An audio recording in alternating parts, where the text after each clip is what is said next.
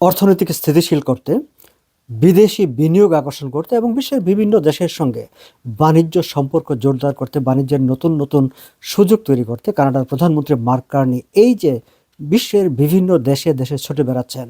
সেদিন তিনি ইন্ডিয়া গেলেন, ইন্ডিয়া থেকে বর্তমানে অস্ট্রেলিয়া রয়েছেন আমি যখন কথা বলছি। তার এই যে ছোট ছোট তৎপরতা, সেটিকে আপনি কিভাবে দেখছেন? তার এই কর্মকাণ্ডে, তার এই তৎপরতায় আপনি কি সন্তুষ্ট?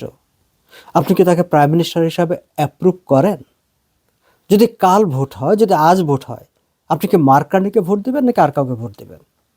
এই প্রশ্নগুলো নিয়ে কানাডার নাগরিকদের মনের ভাবনা, তারা কি ভাবছেন সেই ভাবনা জানার চেষ্টা করেছিল লেগার নামে কানাডার একটা অন্যতম বৃহত্তম পাবলিক অপিনিয়ন পোল কোম্পানি।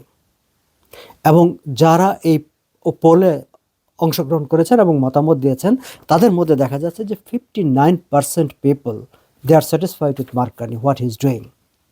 তারা সন্তুষ্ট। আবার 61% people they approved him as prime minister.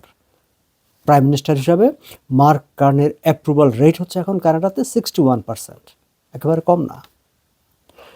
আরও একটি প্রশ্ন ছিল তাদেরকে যে যদি ভোটটা আজকে হয় কিংবা ভোটটা আগামীকাল হয়, আপনি কাকে ভোট দেবেন? এই প্রশ্নের উত্তরে দেখা যাচ্ছে যে 49% অফ দ্য ডিসাইডেড ভোটার, যারা কাকে ভোট দেবেন সেটি তারা সিদ্ধান্ত নিয়ে রেখেছেন বা নিয়ে ফেলেছেন, এইরকম ভোটারদের 49% তারা মার্ক কার্নিকে সমর্থন করছেন। অর্থাৎ ডিসাইডেড ভোটারদের 49% সাপোর্ট এখন মার্ক কার্নির দিকে। কনজারভেটিভ পার্টির পিয়ারে পোলিয়েভের দিকে আবার ডিসাইডেড ভোটারদের 35% তারা সাপোর্ট করছে।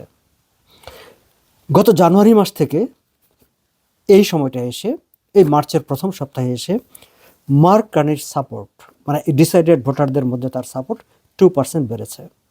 আবার পিয়ারে পোলিয়েভের সাপোর্ট 3% কমে গেছে। কনজারভেটিভ পার্টির সঙ্গে লিবারেল পার্টির, পিয়ারে পোলিয়েভের সঙ্গে মার্ক কার্নির এখন এই যে সাপোর্ট, ডিসাইডেড ভোটারদের সাপোর্ট, তার গ্যাপ হচ্ছে 40%। অর্থাৎ যতই দিন যাচ্ছে ততই মার্ক কার্নির সমর্থন বাড়ছে, মার্ক কার্নির জনপ্রিয়তা বাড়ছে।